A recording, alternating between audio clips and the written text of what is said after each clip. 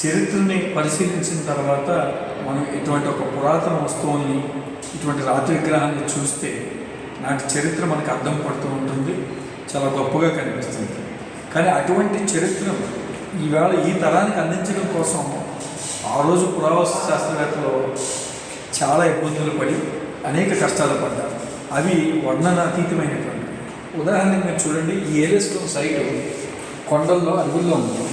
ప్రాజెక్టులో భాగంగా, నాగార్జున సాగర్ ప్రాజెక్టులో భాగంగా ఈ ప్రాంతం ముంపుకు గురవుతుందని తెలిసి ఇక్కడ ఉన్నటువంటి పురావస్తు వస్తువులు తరలించడం కోసం చేసే ప్రయత్నంలో ఒక ప్రముఖ పురావస్తు శాస్త్రవేత్త ఒక రాత్రి గుడారంలో ఉండగా తన భార్య గారు వచ్చి భోజనం పెట్టి వెళ్ళి చాలాసేపటికి తిరిగి రాలేదు.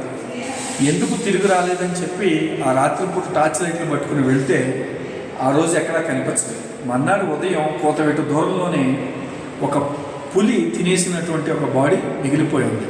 అంటే ఎన్నో కుటుంబాలు, ఆ రోజు ఉన్నటువంటి పురావస్తు శాస్త్రవేత్తలు అనేక త్యాగాలు, వాళ్ళు చేసిన కష్టంతోనే ఈరోజు మనం ఇంత గొప్ప చరిత్రని మనం చూడగలుగుతున్నాం, పొందగలుగుతున్నాం.